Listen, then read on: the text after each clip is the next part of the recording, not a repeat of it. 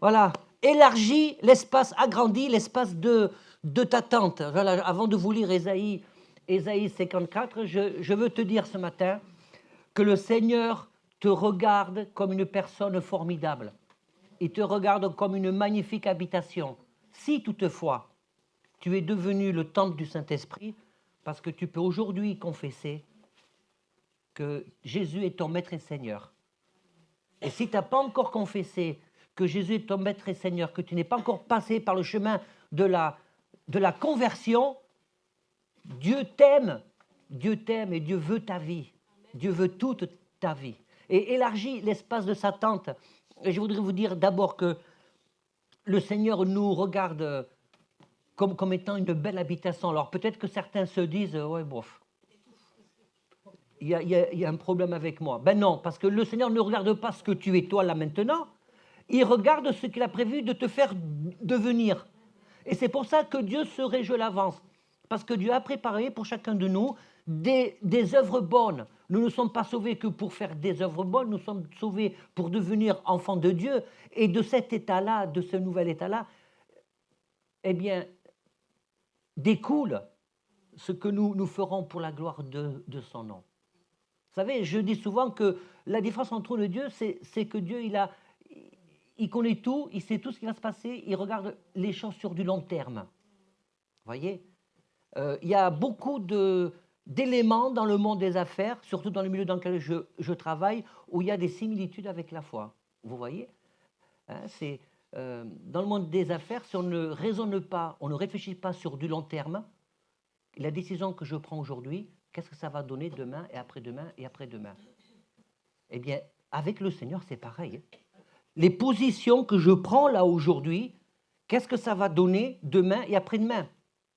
Quel est l'objectif? Hein? Souvent, on fait le reproche au gouvernement, dire on ne sait pas où on va, mais les choses ne sont pas fixées. Ben, ce n'est pas comme ça avec le Seigneur. Dieu nous fixe des principes, des règles et des lois aussi, pour que nous puissions savoir où nous allons, où nous posons les pieds. Les décisions que je prends aujourd'hui vont déterminer ce que tu seras demain. Et ça, ce n'est pas possible si on ne prend pas conscience que nous devons élargir l'espace de notre tente. Qu'est-ce que ça veut dire élargir l'espace de notre tente? Avant de vous répondre, je voudrais vous dire que parfois, si ça peut... Alors c'est délicat, mais je vais le dire quand même. Ce qui peut nous empêcher d'élargir l'espace de notre tente, c'est que dans nos cœurs, alors je dis nous parce que je m'inclus, dans nos vies, nous pouvons avoir des obstacles dus à une certaine psychorigidité. Avez-vous dit une fois, telle ou telle personne, waouh, elle est raide, hein? Elle est psychorigide. Vous savez ce que c'est une personne psychorigide? Alors, je vais vous donner la définition simple, hein, je n'ai pas le temps de la prendre par cœur. La personne psychorigide souhaite tout régenter, tout contrôler, car c'est une personne angoissée qui n'arrive pas à s'adapter au bouleversement. Et le Seigneur nous donne sa paix pour que nous puissions nous adapter au bouleversement qu'il veut faire dans chacune de nos vies. Ça, c'est la bonne nouvelle. Le fait de tout contrôler est une façon de contenir ses angoisses par la personnalité obsessionnelle. Alors, il y a des gens qui sont psychorigides dans le sens plein du terme, et il y a des gens qui sont en partie psychorigides. C'est toujours difficile et déstabilisant de se dire « Ouh là là, il y a des choses que je dois changer et moduler ». Tout changement radicaux implique en premier lieu une certaine angoisse, une certaine déstabilisation, parce que ça nous fait sortir de notre zone de confort. Vous savez, il n'y a que 4% de la population en France qui manifeste il y a des études qui ont été faites qui manifestent des tempéraments de psychorigidité dans le sens plein du terme. Alors je vais faire plaisir aux femmes. Dans ces 4%, la grande majorité sont les hommes. Ouais, et les femmes, vous pouvez mais vous applaudir, hein, sont les hommes. Il y a aussi des femmes, voilà, sont les hommes. Voilà. J'ai une autre définition pour psychorigide. Vas-y. En plus au mot psychorigide, se dit de quelqu'un qui est d'une grande raideur psychologique, qui se montre incapable de s'adapter au changement. Oui, mais c'est ce que j'ai dit. Qui veut tout contrôler, ça n'a rien à voir. Si, qui veut tout contrôler. C'est la définition du dictionnaire. Enfin bon. Aurais-tu autre chose à dire? Donc, voilà. Euh, je vais vous lire dans Ésaïe, chapitre 54, à partir du verset 1. Voilà, je vous l'ai mis là.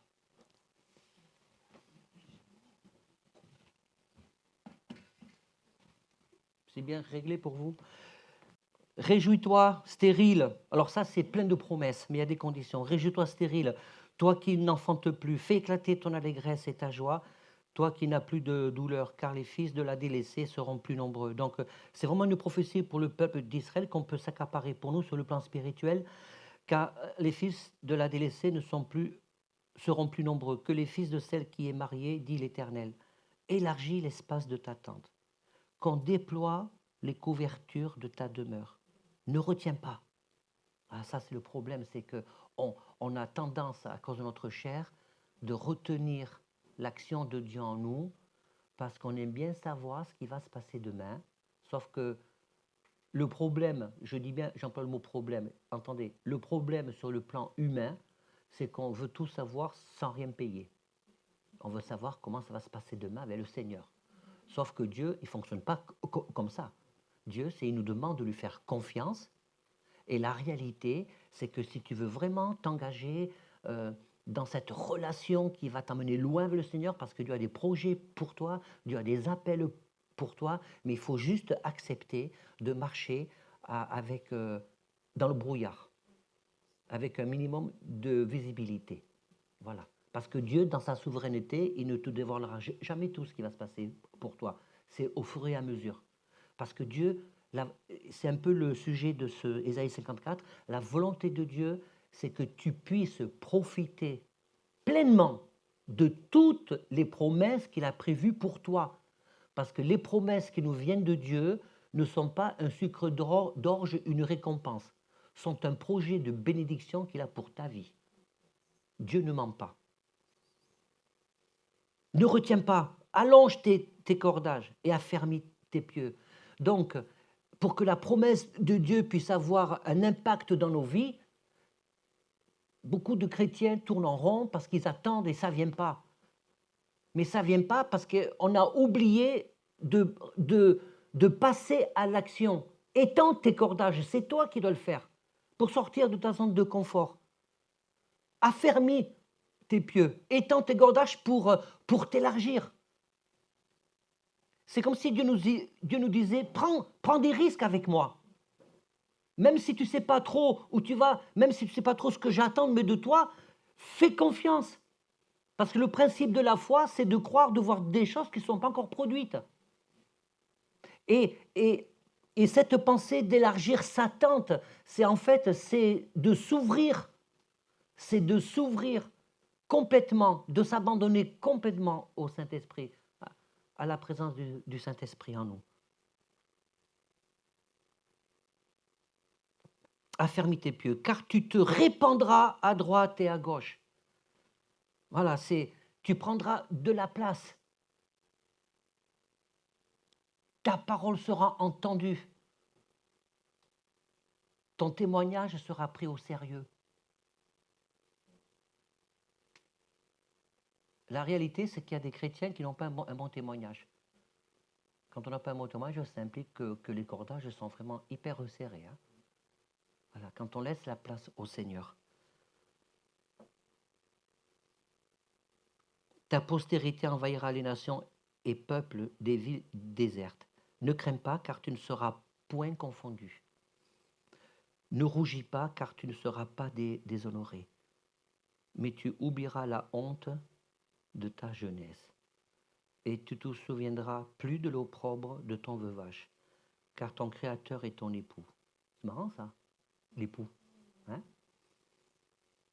L'Éternel des armées est son nom, et ton Rédempteur est le Saint d'Israël. Vous savez, quand Dieu nous demande quelque chose, il nous explique aussi, du moins en partie, les implications quand nous acceptons d'aller plus loin avec le Seigneur. J'aime beaucoup cette parole. Ne rougis pas, car tu ne seras pas déshonoré. Vous savez, quand je lis cette parole dans le contexte de mon message, je pense à ce verset dans les Corinthiens. Toutes choses anciennes sont passées, Maintenant, toutes choses sont devenues nouvelles. Ce qui peut nous empêcher de rentrer dans cette nouvelle dimension, de grandir dans le Seigneur. C'est grandir, c'est pas juste prendre de la stature, mais élargir l'espace de notre tente. C'est faire bouger tes propres lignes à l'intérieur de ta vie. Oui, mais on m'a toujours dit ça. Oui, d'accord, on t'a toujours dit ça dans tel domaine, mais est-ce que tu t'es confronté au Seigneur, à la parole? Dernièrement, j'ai une personne au téléphone, elle vit un moment très difficile parce qu'elle se rend compte que le Seigneur l'a confrontée à sa parole et elle le vit d'une façon violente parce que ça la bouscule, vraiment. Et pourquoi c'est toujours comme ça? Il y a deux solutions de marcher avec le Seigneur. De se faire plaisir et d'avoir une certaine superficialité ou prendre le risque d'aller au fond des choses. Vous savez, avec Bertie, nous faisons les études bibliques et là, nous mettons en avant dans Éphésiens la grâce de Dieu. Dieu n'est pas là pour nous aplatir, pour nous humilier. Dieu n'est pas celui qui nous humilie. Hein. Des situations nous humilient. Les hommes nous humilient. Mais il ne faut pas renverser les choses. Il n'est pas là pour nous humilier, mais il attend que nous nous humilions. Et la façon d'élargir l'espace de sa tente, de tendre les cordages, de faire bouger les pieds pour les affermir, eh bien, c'est une façon de s'humilier parce qu'on reconnaît, Seigneur, je reconnais que je suis encore étroit d'esprit, étroit de cœur. Voilà.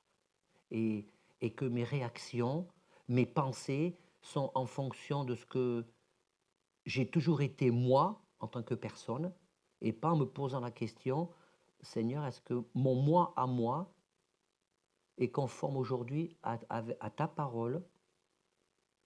Est-ce que ma relation avec toi correspond à la marche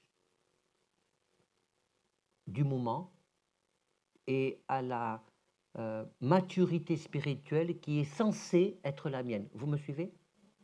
On ne peut pas exiger de quelqu'un qui vient de se convertir ou de se faire baptiser qui ait cette maturité spirituelle par rapport à quelqu'un qui marche avec Dieu depuis longtemps. Et quand on se sent déstabilisé de la part du Seigneur, c'est pas grave. Il faut le prendre comme ça vient. C'est pas grave si, dans la mesure où si tu es conscient et consciente que Dieu fait les choses par amour pour toi. Et que s'il t'aime, l'important pour Dieu, Dieu sait que ça nous fait souffrir. Dieu sait que quand on doit passer par le chemin de la repentance, de la sanctification, ça provoque en nous une souffrance. Ben, Dieu le sait, ça. Parce qu'il sait que cette souffrance, elle n'est pas due à l'action de Dieu. Souvent, on se trompe. La souffrance qu'on peut vivre spirituellement quand Dieu nous demande de faire un saut en avant, de franchir une ou deux marches supplémentaires, ça provoque une souffrance. L'apôtre Paul parle de la mort à soi-même. Le crucifier le moi. Crucifier le moi, c'est remettre en question certains fondements de nos vies qui nous ont construits depuis notre naissance, que Dieu nous demande, ça, c'est plus bon, c'est le moment de le changer. Ça devient incompatible, c'est un élément bloquant si tu veux grandir encore avec moi. Donc ça peut durer un certain temps. Mais quand on a lu dans Isaïe, on n'a pas à rougir de ce que nous sommes ou de ce que nous avons été. Parce que la promesse de Dieu, elle est là pour nous réhabiliter, pour nous faire aller de l'avant. Dieu ne veut pas travailler avec nous parce qu'on a été des super hommes ou des super femmes dans le passé. Parce que Dieu serait un homme. Dieu, il est celui de la reconstruction nouvelle du moment. C'est maintenant, toujours un nouveau départ. Alors pour ça, il faut sortir d'une certaine psychorigidité spirituelle. On est tous quelque part, pour ça j'ai pris cette définition, quelque part raide. Hein, raide. Le peuple d'Israël était raide. On peut parler de cette psychorigidité, il était raide. Il n'arrivait pas à entendre ce que Dieu voulait faire avec eux.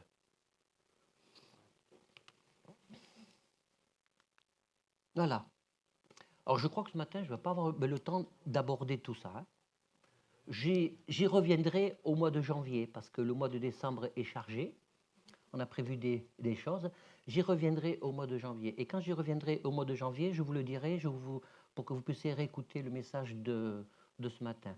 Mais ce matin, je vais appuyer davantage sur le caractère. Vous voyez, la disponibilité, élargir l'attente, l'espace, c'est-à-dire quoi? C'est-à-dire être disponible. Quand j'élargis, c'est-à-dire j'ai un travail à faire.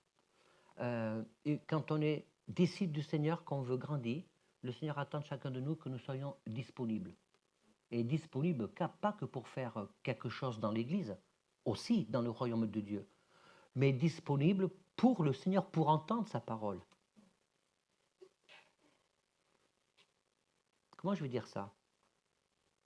On peut être avec sa femme et ses enfants, on peut être avec son mari, on peut être avec sa femme, sans pour être à côté, faire des choses dans la journée, sans pour autant être disponible l'un vis-à-vis de l'autre. Parfois, quand Clément a besoin de parler avec moi, il me dit, papa, pose ton portable, tu n'es pas disponible. Ah oui, ça m'arrive aussi, vous voyez. Je vous donne un exemple. Donc, quand je parle avec quelqu'un, je suis disponible, je l'écoute. Hyacinthe m'a dit, là, tu n'es pas disponible. Bah oui, c'est vrai, il faut que je me pose là. Voilà. Mais on a tous ce genre de choses à réguler et à régler.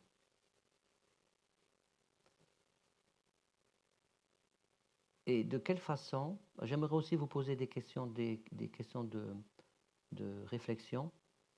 De quelle façon nous sommes disponibles pour entendre la voix de Dieu? Est-ce que je suis disponible? Est-ce que je m'approche de Dieu uniquement parce que j'ai un besoin? Et tu as raison de le faire.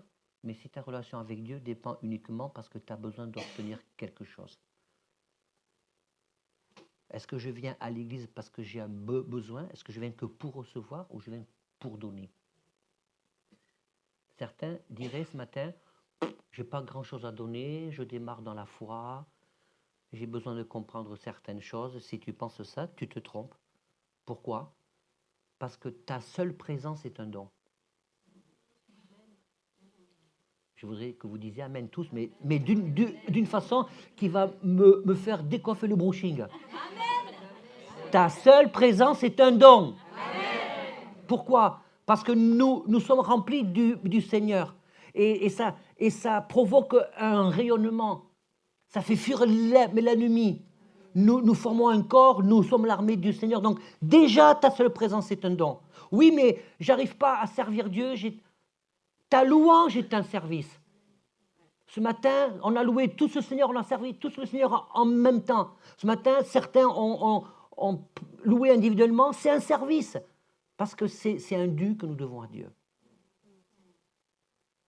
Nous avons tout chanté, mais nous avons servi le Seigneur en même temps. Voilà. Nous devons changer notre logiciel, élargir l'espace de notre tente, de nos piquets, dans nos conceptions, dans notre façon de voir les choses, de voir l'Église. Donc même si tu n'as pas encore reçu un appel de Dieu particulier, même si des choses encore ne sont pas claires pour toi, tu es né de nouveau, tu aimes le Seigneur, eh bien ça c'est déjà le commencement du service qui est à la portée de tout le monde. Parce que sinon, la louange devient un spectacle, sinon la prédication devient un one-man show. Même si j'aime bien bouger, je n'arrive pas à rester en place. Mais la prédication, ce n'est pas un one-man show, on est là que pour écouter, mais recevoir la parole de Dieu et se poser la question, qu'est-ce que je vais en faire après? Qu'est-ce que je vais en faire après? Donc ça, c'est pour la disponibilité. Je reviendrai après au caractère, les capacités et les aptitudes.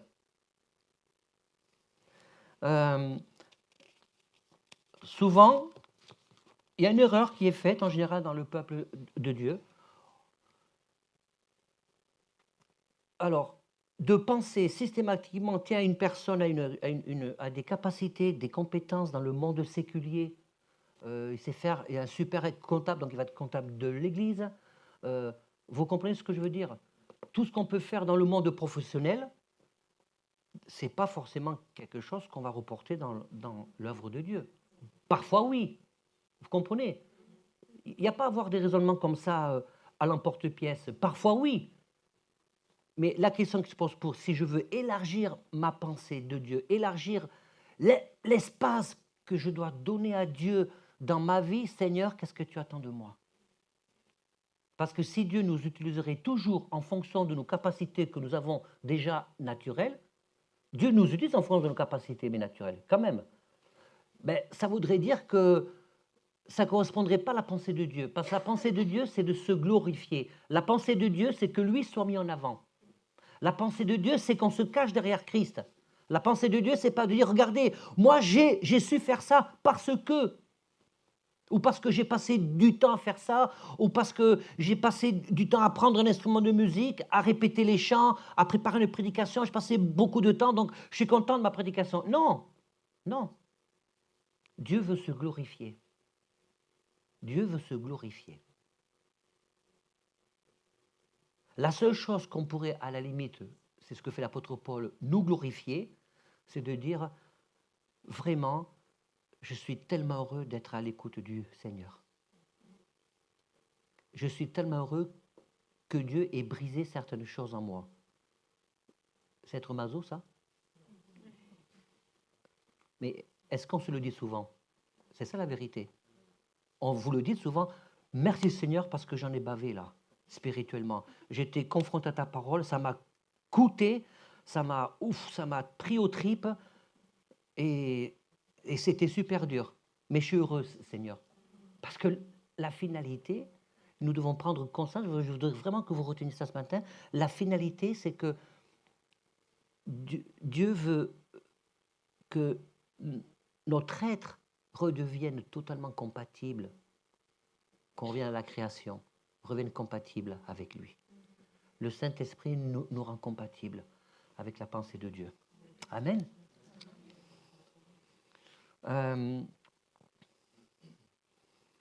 Pour le caractère, pour l'intelligence spirituelle, alors les disponibilités, la capacité et l'intelligence spirituelle, je le développerai un peu plus tard, mais juste l'intelligence spirituelle, c'est... alors c'est quoi pour vous l'intelligence spirituelle? C'est bien. Voilà, ça c'est mon réponse. C'est quoi pour vous l'intelligence spirituelle? L'autre, c'est bien. On est d'accord, on peut l'applaudir pour la bonne réponse. Bravo Serge, tu as gagné un parasol pour cet été.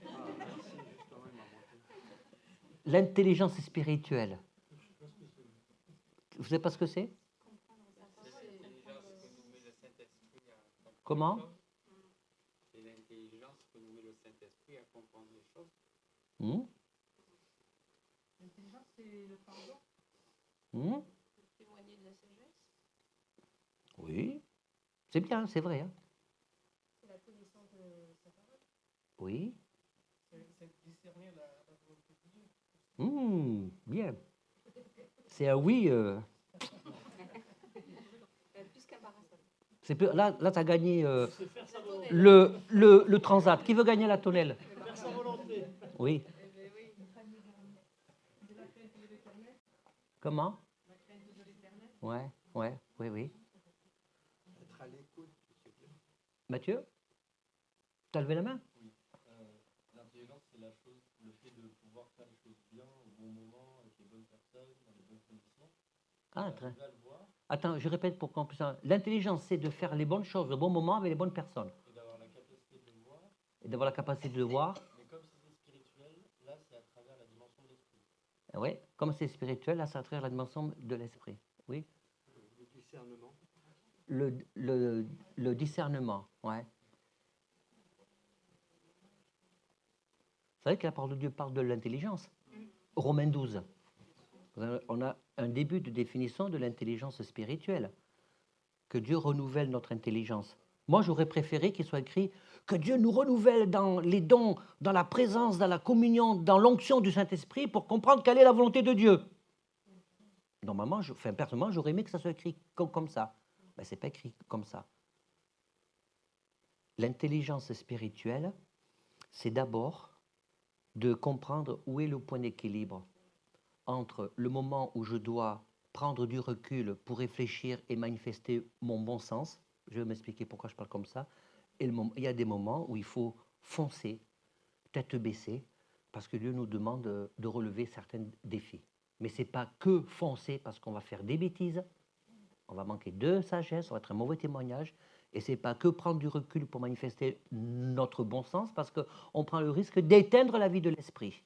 Mais dans les deux cas, la bonne nouvelle, c'est ça aussi une effusion de l'intelligence spirituelle, c'est qu'on a besoin de la révélation du Saint-Esprit dans les deux cas. C'est du gagnant-gagnant. Saint-Esprit me révèle à quel moment il faut que je prenne du recul pour prendre du temps, manifester une certaine patience. Et à quel moment il faut dire, bon ben là c'est bon, Dieu me met à l'épreuve, Dieu me lance un défi, il faut que j'aille jusqu'au bout. Quelqu'un qui a manifesté une intelligence spirituelle, c'est l'apôtre Paul dans Philémon. L'intelligence spirituelle, c'est aussi dans la relation. L'autre, il a une attitude que je ne comprends pas. Ben, soit Dieu me donne le discernement de son cœur pour prier, mais dans tous les cas, je dois l'accepter comme il est. Parce que c'est Dieu qui agit dans le cœur, ce n'est pas nous. Hein. On n'a aucun pouvoir de modeler les cœurs, c'est Dieu qui est le potier. Et dans cette intelligence spirituelle, quand je parle de notre bon sens, mais bien sûr que tout n'est pas que révélation, parce que sinon on serait en transe tout le temps. Tout n'est pas que révélation, tout n'est pas que prophétique. Mais si j'ai élargi les pieux de ma tente pour laisser de l'espace au Saint-Esprit, pour donner l'autorisation à Dieu de venir me bousculer, pour donner l'autorisation à Dieu de me dire, eh bien, oui, Seigneur, il y a certains fondements dans ma vie qui doivent être changés. C'est compliqué quand on change les fondations d'une maison, oui ou non? Qui c'est qui est dans le bâtiment, là? Carlos. Moi, je devrais être dans le bâtiment, mais ce n'est pas mon cas. En 2003, vous vous rappelez, rapidement, il y a eu la grande sécheresse. Vous vous rappelez de la grosse, il y a eu 15 000 morts, voilà. On était dans notre quartier, c'est notre maison qui a pris le plus cher. Et ça a mis 10 ans pour que les assurances se mettent en route. On avait les fondations de la maison qui ont bougé vraiment. Il a fallu les consolider. Et donc on avait le placo à l'entrée de la maison, il s'écartait comme ça, il s'est écarté petit à petit, il y avait bien 5-6 cm. Le placo qui se déchirait. À un moment donné, la maison était en train de faire... Donc quand l'entreprise est venue, ils nous ont mis la maison sur pilotis. Ils ont creusé tous les 2 mètres, ils ont fourré à 15 mètres de profond, ils ont tous les 2 mètres, tout autour, dedans, ils ont bien travaillé. Alors, c'était des Portugais, ils ont travaillé super, c'est vrai en plus. Moi, tout ce qui est travaux, ça déstabilise mon cerveau, là, j'arrive pas à gérer, vous voyez, donc heureusement que je n'étais pas là. Donc, ils ont mis des pieux, voilà. Bon, c'est peut-être pas le bon exemple d'élargir sa tente, mais ils ont affermi. Parce que le fait d'élargir, il faut affermir. Ils ont affermi la maison. Voilà. Et Seigneur, je vais me laisser affermir par toi. Vous savez que l'apôtre Paul à Philémon, relisez Philémon là cette semaine. Ça fait un petit chapitre et demi. Relisez Philémon. C'est la seule lettre à caractère privé que l'apôtre Paul fait. Et l'apôtre Paul se présente devant Philémon, et pour moi, il a manifesté une grande intelligence spirituelle. Parce que l'apôtre Paul, c'est l'archétype, c'est l'exemple type de celui qui a dû élargir considérablement sa tente, parce que c'était un rabbin, c'était un enseignant de la Torah, et il a fallu qu'il est pur, qu'il refasse ses fondations. Et ça a été dur pour lui. C'est pour ça que c'est lui qui parle de mourir à soi-même, de crucifier le moi. Et c'est pour ça que malgré ses compétences, ses capacités et sa disponibilité, parce qu'il avait abandonné la persécution des chrétiens, il est resté au moins 15 ans dans l'église assis, comme un simple chrétien, comme diraient beaucoup, parce qu'il fallait ce temps d'élargir la tente. Et l'apôtre Paul, il avait une sacrée tente. Vous savez, parfois on peut avoir une lourdeur dans notre tente. Si les cordages sont trop épais, mais c'est dur.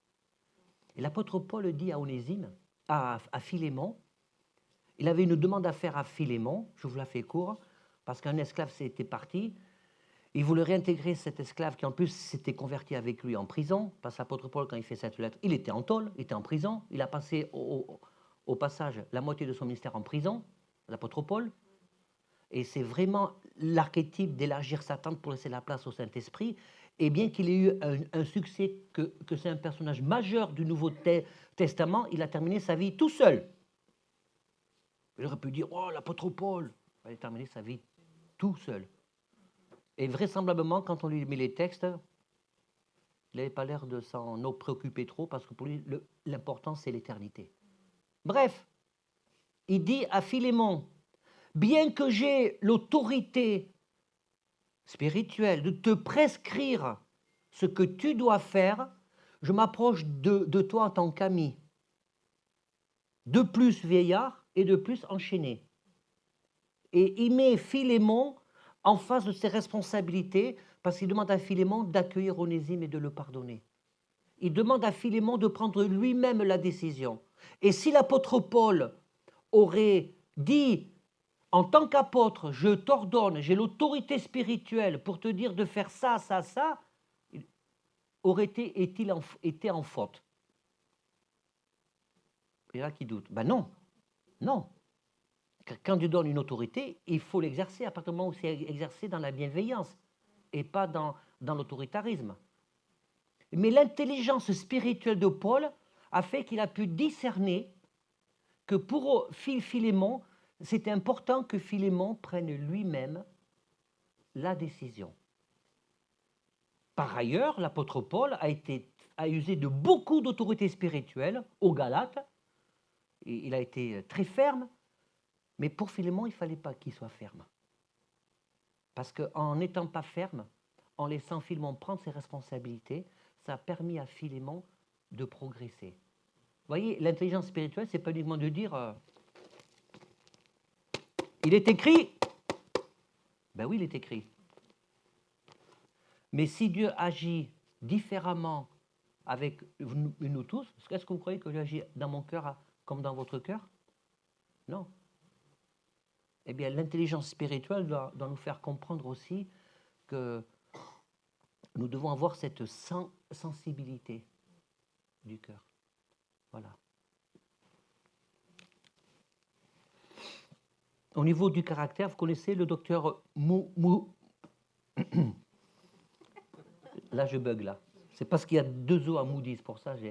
Le docteur Moody, le célèbre évangéliste du 19e siècle, avait déclaré « Si je m'occupe de mon caractère, ma réputation prendra soin d'elle-même. » C'est intéressant, ça, comme déclaration.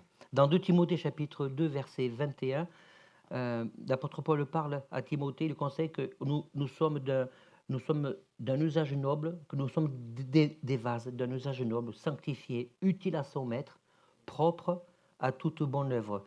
2 Timothée 2, 21. Acte 13, 22. Je vais vous lire Acte 13, 22.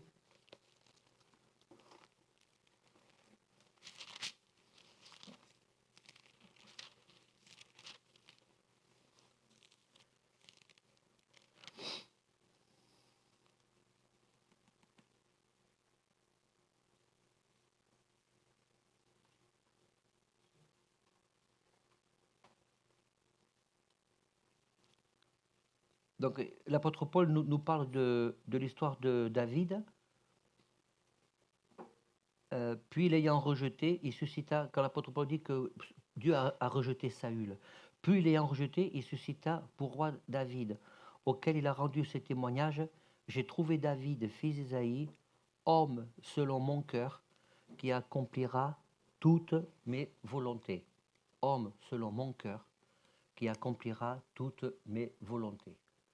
Et notre caractère, notre tempérament peut se révéler être un obstacle redoutable à l'action de Dieu. Nous sommes d'accord que Dieu, il est le Tout-Puissant. Rien ne peut l'arrêter. Et si je vous parle de la non-puissance de Dieu, la non-puissance de Dieu, ce n'est pas l'impuissance. C'est-à-dire que nous avons affaire à un Dieu qui frappe à la porte du cœur, à la porte du cœur de notre caractère, de nos tempéraments. Donc Dieu agira dans ta vie en fonction de ce que tu lui permettras d'agir. Dieu, il veut agir dans nos certitudes, dans nos incertitudes. Si tu n'ouvres pas la porte, la puissance de Dieu s'arrête. Jésus a exercé, a manifesté cette non-puissance. Quand il a dit, à cause de l'incrédulité, je n'ai fait aucun miracle. C'est-à-dire que la manifestation de Dieu, c'est toujours une collaboration entre nous et le Seigneur. Soit j'ai la foi, Dieu agit. Le paralytique, il ne pouvait pas collaborer physiquement, il avait juste la foi en termes de collaboration. Voyez ? Soit j'ai la foi, mais j'agis, et Dieu fait son travail, et moi je fais le mien. L'importance du caractère est très importante pour élargir ma tente. Et je crois que le sujet essentiel d'élargir l'espace dans notre vie que nous devons laisser au Seigneur dépend beaucoup de notre caractère. Alors, il y a des gens qui ont un bon caractère de naissance, c'est vrai, il y en a, hein, qui sont tout mous, tout nounours, ils se lèvent pompier pont-œil. Et il y a des gens qui ont des caractères particuliers. Il y en a qui ont des j'ai un mauvais caractère. Il y en a qui disent j'ai un mauvais caractère, et d'autres qui, en fait, ils n'ont pas un mauvais caractère, c'est qu'ils ont une image mauvaise d'eux-mêmes. Vous voyez ? Souvenez-vous de ce que je vous ai lu là au début dans Ésaïe, et dans ce que je vous ai dit au début de la réunion. Dieu nous regarde avec beaucoup d'amour, avec beaucoup d'intérêt, parce qu'il a la vision de chacune de nos vies. Avec lui, avec elle, je pourrais faire des choses là. Mais ça tarde parce qu'il y a son caractère, il y a mon caractère. Souvent, on dit, Seigneur, que je sois semblable à toi. Et parfois, c'est bien, mais parfois, ça veut rien dire. Seigneur, que je sois, qui est en moi l'empreinte de ton caractère. Ça, c'est plus précis. Parce que semblable... Hier, j'ai fait un petit dessin à ma petite fille. Ça ressemblait à je ne sais pas quoi, mais ça ressemblait à un truc. Je suis mauvais, vous ne pouvez pas savoir en dessin, je suis mauvais. Tout ce que je sais faire, c'est un poussin qui sort de sa coquille d'œuf. Mais ça ressemble, Seigneur, je veux te ressembler, oui, mais je veux m'emprunter de ton caractère. C'est important, ça. Et l'histoire du caractère est importante parce que ça nous permet de discerner. Dans certaines situations, on peut avoir une réaction qui correspond à notre caractère, mais qui ne correspond pas, qui est à l'opposé de ce que Dieu attend de nous en tant qu'enfants de Dieu. Et la notion de caractère, c'est aussi cette capacité à être enseignable. Cette capacité à être enseignable. Et notez quand Dieu dit, il cherche des hommes selon son cœur pour accomplir la volonté de Dieu. Il ne cherche pas des hommes compétents. Il ne cherche pas des hommes avec des capacités, selon son cœur, pour accomplir la volonté de Dieu. Parce que le but de Dieu, c'est que nous soyons assez souples, assez maniables, parce qu'il veut faire des choses avec nous. Il veut faire des choses avec toi. Mais avant de rentrer pleinement dans le projet de Dieu, eh bien, il y a une phase de transformation, d'émondation de nos personnes, de notre caractère.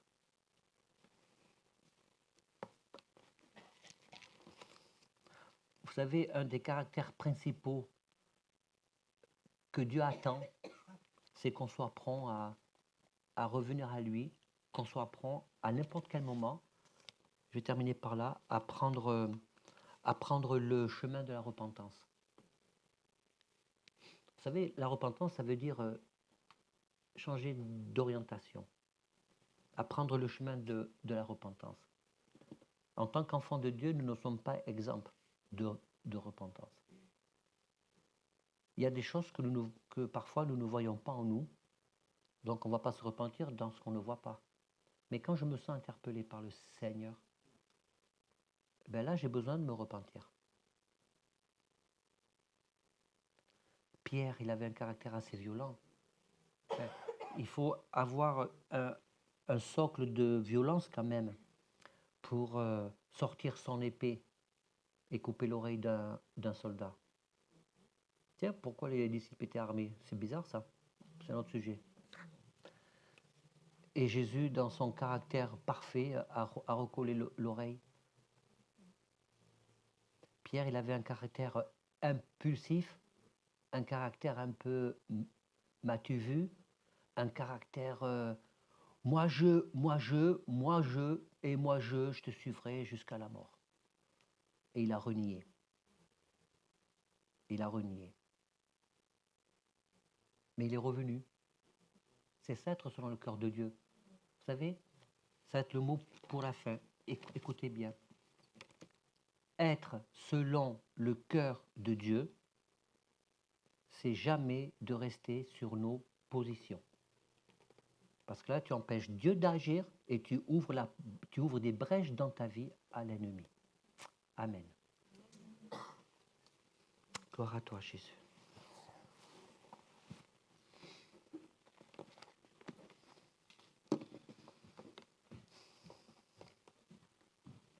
Seigneur, ma prière, c'est que cette parole puisse travailler chacun de nos cœurs, dans le nom de Jésus, qu'elle puisse impacter nos vies, qu'elle puisse nous permettre, en sortant ce matin, de dire, eh bien, Seigneur, tu m'as montré quelque chose que je dois corriger. C'est un nouveau chemin qui s'ouvre devant moi où je vais devoir travailler sur tel ou tel point dans ma vie. Et quand j'aurai fini de travailler sur un point ou deux, mais au moins un point, eh bien, c'est que, Seigneur, je vais pouvoir te rendre toute la gloire parce que j'aurai vaincu. J'aurai expérimenté ta victoire, Seigneur. Et je voudrais, Seigneur, que chaque personne qui part ce matin puisse partir ce matin rassurée par le regard que tu as sur chacun d'entre nous. Parce que tu as des projets de bénédiction.